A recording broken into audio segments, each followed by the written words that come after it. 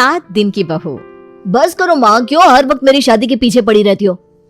अरे तो क्यों ना पड़ू पीछे, तेरे भाई की शादी हो गई, तेरी बहन की शादी हो गई, और तो और तेरे सारे दोस्तों की भी शादी हो गई, तो तुझे शादी करने में क्या दिक्कत है? मतलब अगर भैया दीदी और मेरे दोस्तों की शादी हो गई है तो मुझे भी शादी करनी पड़ेगी? अरे माँ, बात को समझो, मेरा शादी करने का अभी बिल्कुल मन नहीं है, और शादी ऐसी चीज है जो मन से करनी चाहिए। ये सब बेकार की बातें मुझे मत समझा रोहित। आजकल के बच्चों को जितना छूट दे दो उतनी ही मनमानी करने लगते हैं। अरे माँ बाप कोई औलाद का बुरा चाहते हैं क्या?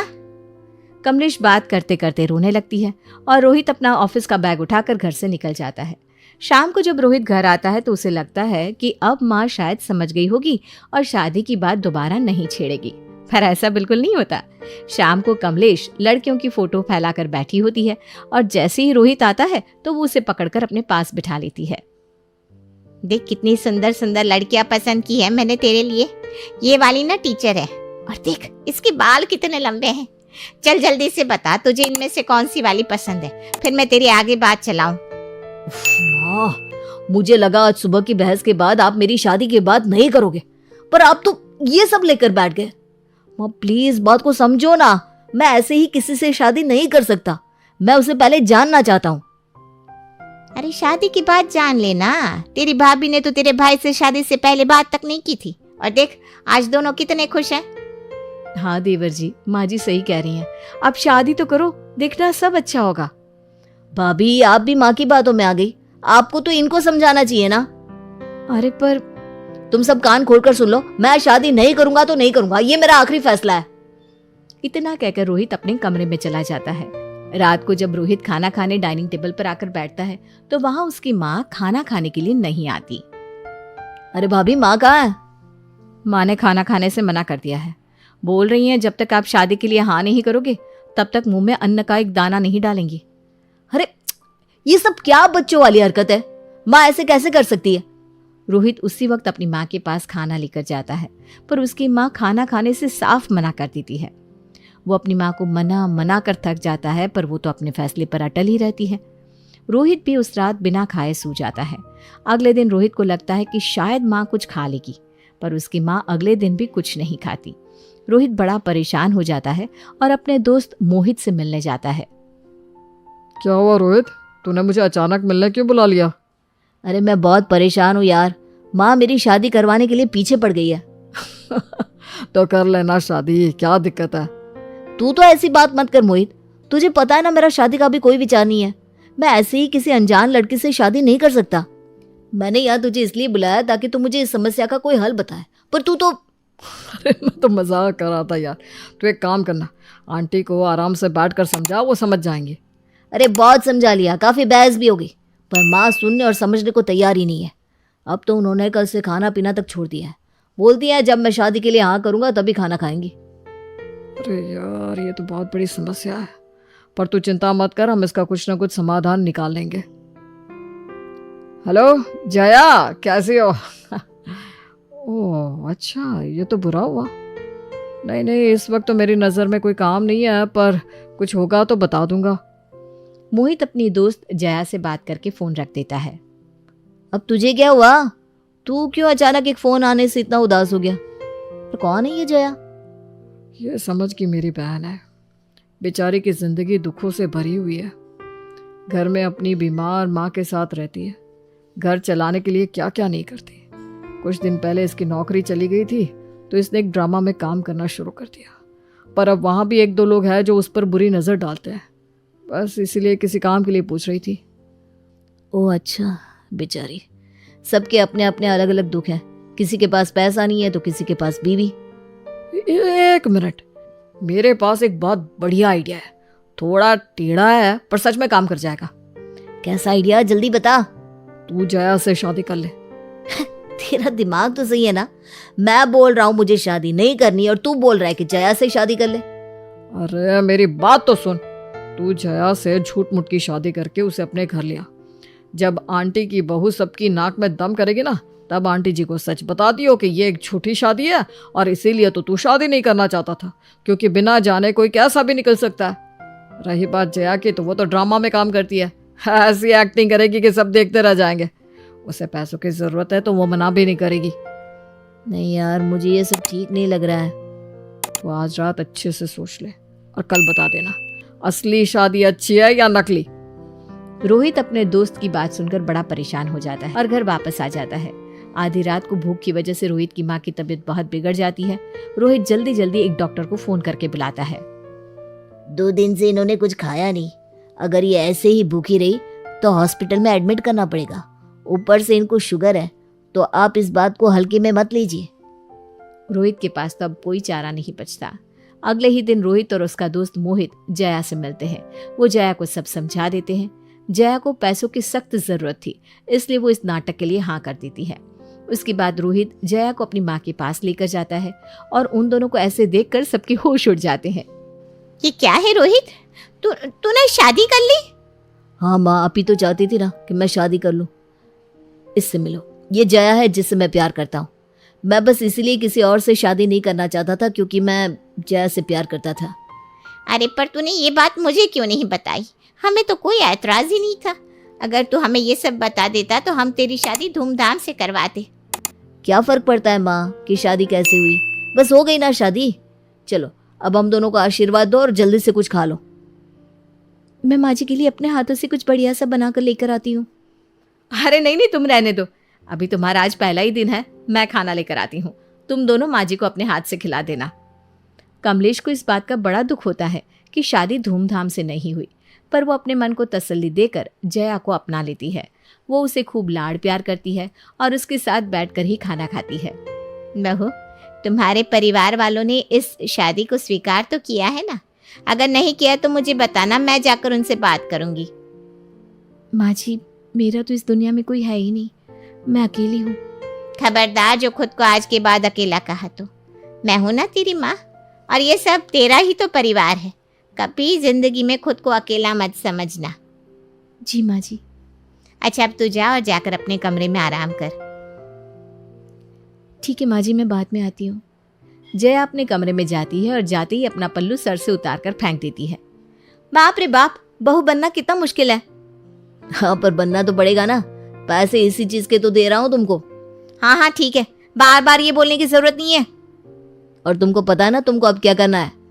हाँ बाबा, मुझे सब पता है। चलो, मैं बहुत थक गई हूँ, बिस्तर से हटो, मुझे सोने दो। एक्सक्यूज मी, ये मेरा कमरा है और ये मेरा बिस्तर है। तुम जाओ और जाकर जमीन पर गद्दा डालकर सो जाओ। शायद आप भूल गए मिस्टर रोहित कि मैं आपकी बीवी हूँ और इस कमरे पर, इस घर पर और हर चीज पर मेरा बराबर का हक है। क्या मुसीबत है।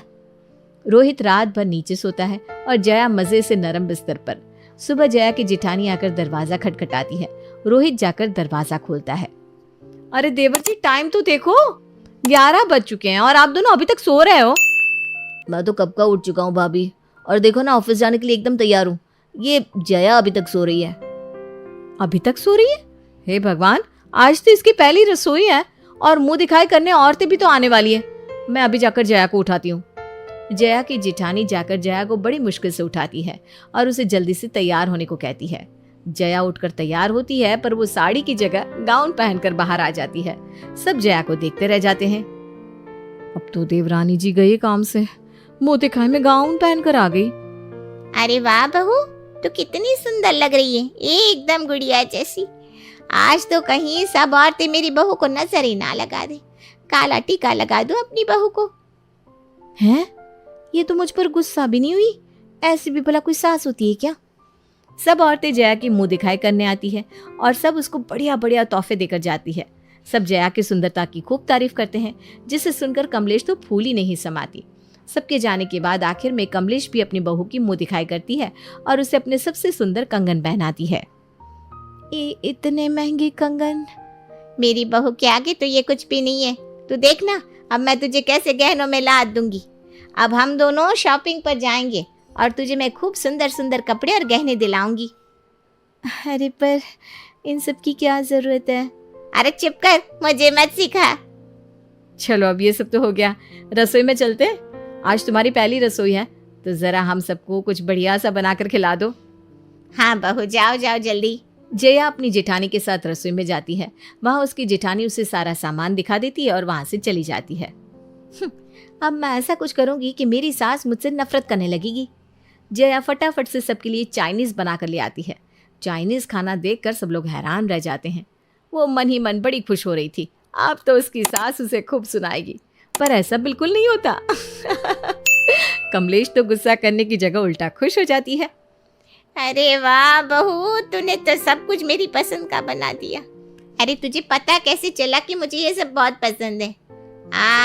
तुझे जरूर मेरे रोहित ने बताया होगा। खैर जो भी है, तू फटाफट खिला, मुझसे अब और इंतजार नहीं हो रहा। एक के बाद एक जया की सारी चाल उल्टी पड़ती जा रही थी। एक रात जब जया रसोई में कुछ काम कर रही थी, तभी वहां उसकी जेठानी आती है और ड्रॉअर में से दवाई निकालने लगती है। अरे भाभी, ये दवाई किसके लिए लेकर जा रहे हो?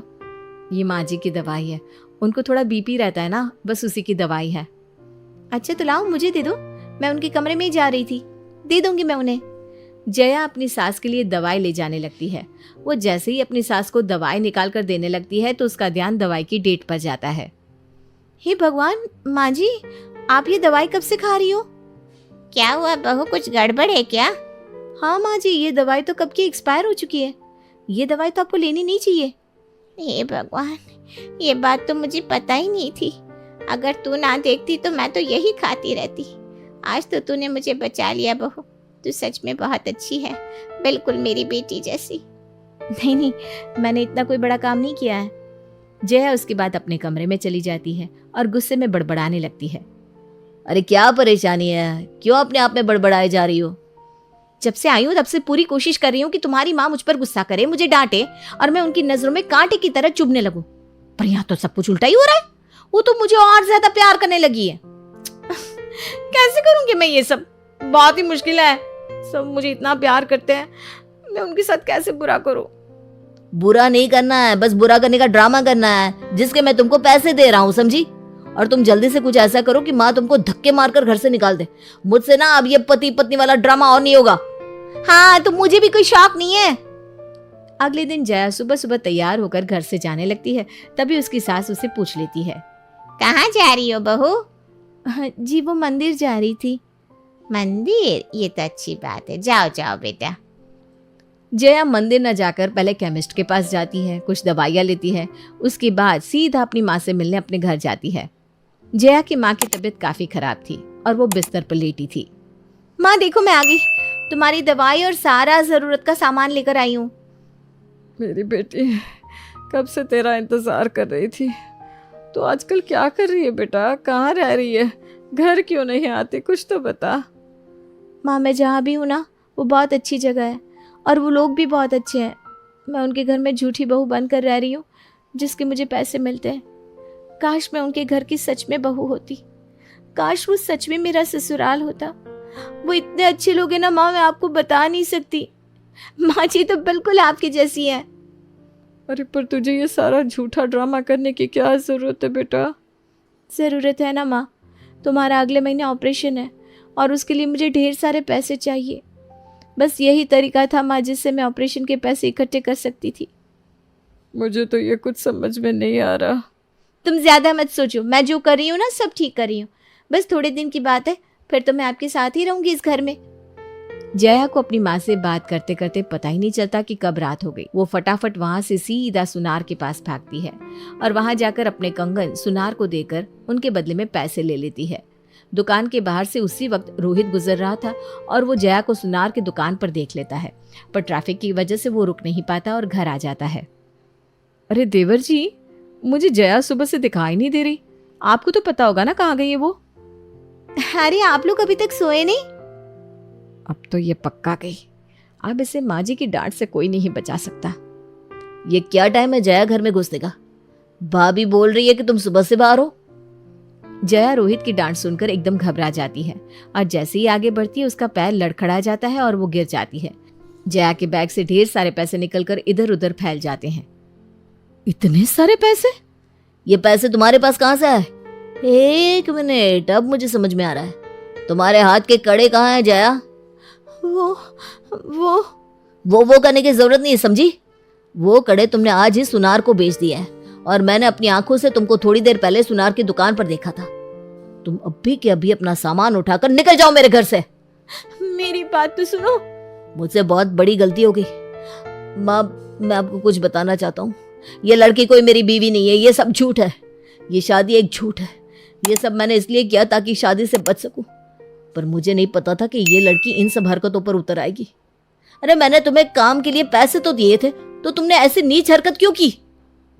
बस करो रोहित, अब एक शब्द उसे मत कहना। अरे माँ, आप इतना सुनकर भी इस लड़की की तरफदारी कर रही हो? उसने कोई चोरी नहीं की, मुझे पता है वो कहाँ गई थी।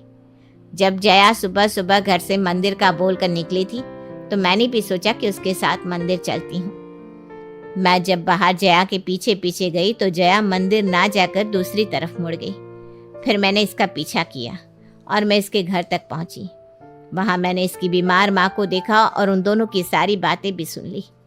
मैं फिर जया की माँ से मिली और मैंने जया से कहा कि वो कड़े बेच दे और अपनी माँ का ऑपरेशन करवा ले, क्योंकि मेरे पास भी ऑपरेशन के लिए इतने पैसे नहीं थे। माँ जी, आप सब जानती हैं? हाँ, सब जानती हूँ, और ये लड़की कितनी अच्छी है ये भी जानती हूँ। इसने कितनी कोशिश की बुरा बनने की, पर इंसान अगर अंदर से ही अच्छा है तो बाहर से बुरा बन नहीं सकता। रोहित बहुत शर्मिंदा होता है और जया के पास जाकर उससे माफ़ी मांगता है। जया के आंसू रुकने का नाम ही नहीं ले रहे थे। रोहित जया का हाथ पकड़ता है और जया से कहता है, मैंने तुमसे झूठी शादी की थी, पर क्या अब तुम सच में मेरी बीवी बनना चाहोगी? ये सुनकर जया और बाकी सब हैरान रह जाते हैं। जया के चेहरे पर अचानक एक मुस्कुराहट आ जाती है। उसके बाद रोहित और जया की शादी हो जाती है और वो हमेशा साथ में खुश रहते हैं।